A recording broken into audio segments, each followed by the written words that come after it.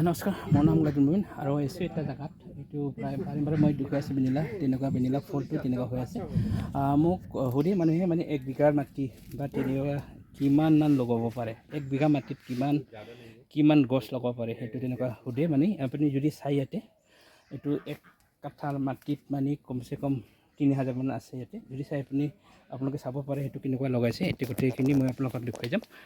কিয় মানে প্ৰশ্নটো সেইটো হয় মানুহৰ 1 কঠা মাটি মোৰ আছে যদি কিমান জোপামান লগাব, আপোনালোকে সেইটো ভিডিঅ' দি চাই পেলাই এটা অনুমান কৰা যায় ইয়াতে কিমান হাজাৰ আছে মানে এই টাইপত লগাইছে। এইটো চিমলাৰ পষ্ট লগাই পেলাই বা লগাই পেলাই তেনেকুৱা লগাইছে। এই চব আপোনালোকে চাব পাৰে। ইয়াতে দেখি আছে 1 কাঠা মাটি কিমান হ'ব, এইটো হাজাৰৰ যায় যদি মই সেইটোৱে কওঁ। মানে তামোল গছত 1 বিঘা তামোল গছত যদি 100 জোপা আছে তেতিয়াহ'লে অনুমান কৰিছে। কিন্তু মানে এটা আপোনালোকে চাব পাৰে গোটেইখিনি এইটো 1 কাঠা সৰু জেগাত মানে কিমান ফল আছে বা তেনেকুৱা কিমান ডাল আছে সেইটো আপোনালোকে চোৱা যায়। এইটো তেনেকুৱা লাইন কৰি লগাইছে, আপোনালোকে চাব পাৰে।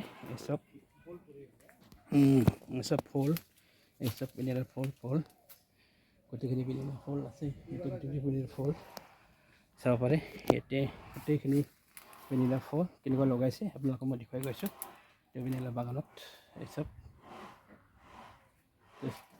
নতুন এটা পৰিৱেশ বা এটা ধুনীয়া এটা ভেনিলা বাগান হয়। সেইটো ইউনিক চিষ্টেমত লগাইছে। ইয়াতে চাই যদি কম প্ৰায় মানে 3000 মান ডাল আছে 1 কাঠা মাটি তেনেকুৱা লগোৱা যায়। ভেনিলাটো কেনেকুৱা লগাই বুলি মোক প্ৰশ্ন কৰি থাকে। 1 বিঘা মাটি কিমান আপোনালোকে চাই সেইটো দেখিব, মই আপোনাক দেখুৱাই যাম। সেইটো চাব পাৰে তেনেকুৱা 1 বিঘা মাটিত তেনেকুৱা কিমান লাগিছে বা কিমান আছে। সেই চব ফল তেনেকুৱা লাগি আছে। ফল সেইটো চাব পাৰে, ফল তেনেকুৱা সেইটো ফল ভেনিলাৰ ফল চব ফল লাগিছে গোটেইখিনি ফল।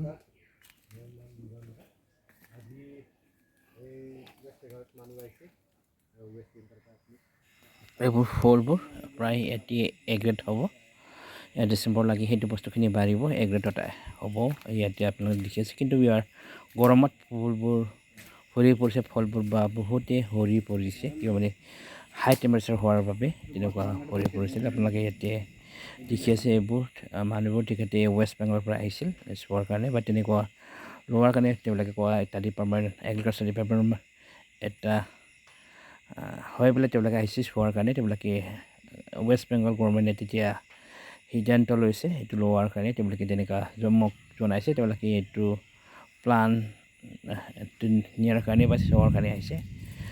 এইটো আপোনালোকে চাব পাৰে। ভেনিলাটো তেনেকুৱা কোনো তেনেকুৱা হিচাপ নহয় বা তেনেকুৱা অনুমানিক হিচাপ তেনেকুৱা কৰা ধৰা নাযায়। কিন্তু মানে 1 বিঘাত মাটিত কিমান হ'ব লাগে গছ তেনেকুৱা ইয়াতে যদি চাই তেনেকুৱা আমি হিচাপ চাৰা। কিন্তু 1 বিঘা মাটি কিমান হ'ব বুলি ক'লে সেইটো মানে এটা মই উত্তৰ দিয়াত এটা ভুল হ'ব। মানে জাষ্ট মই কৈছোঁ 1 বিঘা মাটি যদি থাকে আপোনাৰ তামোল গছ আছে যদি তেতিয়া মানে সিমানমান 100 জোপাত 100 লগাব বুলি তেনেকুৱা কৈছে। কিন্তু মানে সেইটো কয় যদি বস্তুটো তেনেকুৱা বিপৰীত হৈ যায় বস্তুখিনি তেনেকুৱা তামোল গছতে লগাই যদি তেনেকুৱা দূৰে হ'ব। কিন্তু ইয়াতে যিটো ছিষ্টেমত লগাইছে সেইটো মানে 1 বিঘা মাটিত কমচে কম আপুনি হিচাপ চাৰা সেইটো মানে ক'ব নোৱাৰিব। এইটো আনকাউণ্টেবল হ'ব, মানে হিচাপ চাৰা হ'ব।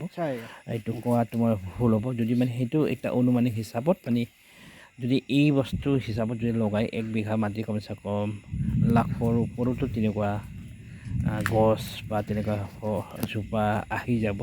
কিয় মানে সেইটো ৰাস্তা মাজত দিছে আৰু ছাতি দি যাই পেলাই মানে সেইটো পলিনেশ্যন কৰে বা তেনেকুৱাৰ কাৰণে সেইটো মাজত এটা ভাগটো দিছে তেনেকুৱা ফল বনোৱাৰ কাৰণে, পলিনেশ্যন কৰাৰ কাৰণে।